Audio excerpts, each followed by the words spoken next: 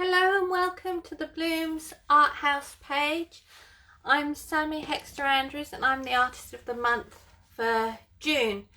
I was supposed to be doing this every Friday at 1 o'clock, but I've got a client coming to pick up a painting at 1 today. So I said I'd jump on at 12, and I'm late because I got stuck queuing at the chemist. But I'm here now, so thank you so much for joining me. So I'm Sammy. I'm an abstract artist. I don't know if any of you saw my interview with Steve Brooks at the beginning of last week, talking a bit about my background. But so like I said, I'm an abstract artist. The reason I like doing abstract is it gives me lots of freedom. I can paint conventional pictures, realism, as people say, but my joy, my passion is with abstract art. So I was going to talk about a number of things today, but being late and getting on late and changing times, it's all made it go a bit awry. So what I thought I would do is talk about one of my pieces of art today. So let me just get that for you. So if I pop that there, can you see that? This is a piece from my Love and Joy series. You can see it's shiny because it's coated in resin, but if I bring it a bit nearer, maybe you can see it. This is created in mixed media. I've actually used house paint, and I put the house paint on and in really thin lines, and then I got my blowtorch on it to dry it really quickly to make it all crack. But then I wanted to make it also look a very beautiful painting, so I've used hand pressed flowers, and they're in different layers. So I put a couple of layers of resin on here and the flowers in between the layers. Come back a bit more, you can see it a bit better. It's quite a big piece. It's actually going to be framed. I've got the frame already made and painted. I just need to screw it in place. But the story about this piece is about relationships, really, and this piece is called Papering Over the Cracks. So with some relationships, it looks all pretty and perfect on the surface, but it's not until you get up close and you look into that relationship that you actually see the cracks appearing. But the people involved in that relationship aren't wanting to address that, so it's what's called papering over the cracks. And another reason why I used resin to cover it was because I wanted that to be like an example of it, like with glass. If you get one fracture, the whole thing can shatter and fall to pieces. So everything's quite fragile. So that's why I've used the delicate hand-pressed flowers amongst the lines of the house paint. And I wanted it to give it like have a beautiful aesthetic appeal, but that's my story behind it. So what do you think? So I love this piece, and it's going to look gorgeous when it's framed. What do you think? I don't know if you can really see, there's the really tiny daisies in there. And then I've also, on the painting, it's acrylics, and I used a bit of modelling paste in there to give a bit of depth to it.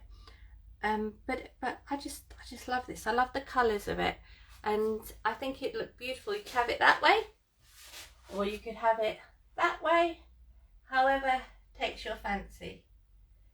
So I have a number of pieces in the Love and Joy series. It's my new series of work that I created earlier this year for the Bloomz show that was at the end of April. If you go to my website, I haven't loaded them up yet, but I will do. I've got other series of work that you can see, but the Love and Joy series will be going up soon. What else I wanted to say today? I was going to talk about this piece that I'm working on at the moment. So that's quite a big piece. If I stand back here, you can see how how big this piece is. It's 120 by 100. And what I've done with this piece is I come into my studio, because every piece I paint doesn't necessarily is available for sale.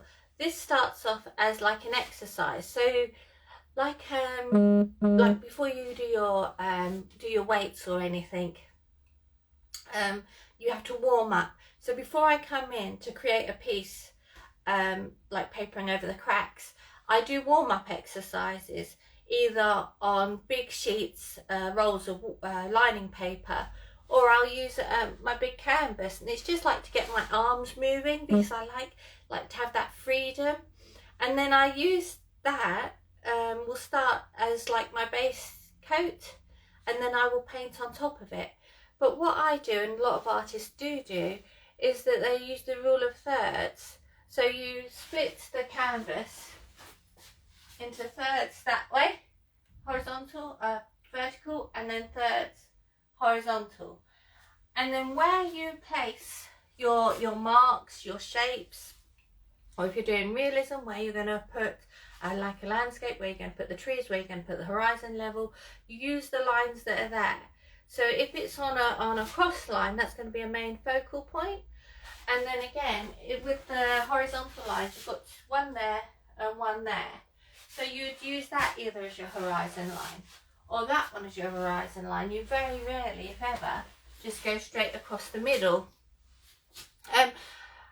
This piece is already, the canvas, I've already gessoed. It came gessoed, but I like to give it an extra coat, so it's already gessoed. And then I just went to my stores, I'll show you there. There we go, all my paints on my dresser, and chose the colours that I wanted to use. So I started off with the beautiful neon pink, and then going to the yellow. But it was just as an exercise to loosen up and to get me in ready for work mode. I'll just show you another piece. This is another exercise that I did, and this was done over a couple of days, just coming in the morning and working on it over a few days. And there's some areas in this piece that I actually might use in a future painting as a collage, and cut those pieces out and use them in the new piece. So that's what I love about abstract art, is that you can do and use whatever you want, and as long as it's telling the story and adding to the narrative, then that's what I do.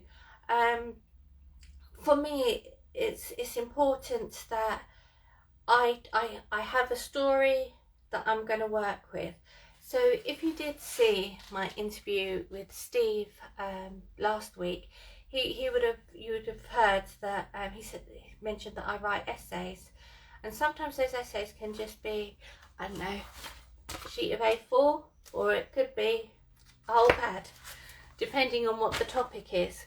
But that's how I choose to work, and I find it really satisfying that once I've written that essay, I know exactly where I'm going to go on the canvas. But also I have the freedom to change my mind or to follow the way the work's going. So if I see something coming up and working on my canvas really well, I might decide to go back to my essay and put another paragraph or two in about what I'm doing and why I'm changing what I've previously written. So I don't stay strict to the essay, but that essay allows me to get work on my canvas. And I think that all started really, I don't know how you were at school, but I never liked to put my hand up to answer a question unless I knew I was 110, 120% right. If I didn't feel that in my gut, I wouldn't put my hand up. And I think it's the similar with my artwork.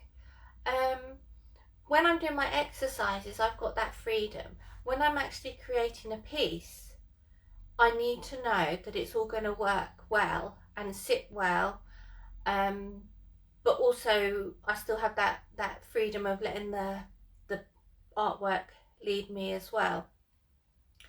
Yeah, so that's all I was going to say really today. Well, I had something more planned, but it's gone a bit awry with the changing of the times and everything. If you have any questions, I'm going to be here for a whole month on the Bloomz as their Artist of the Month.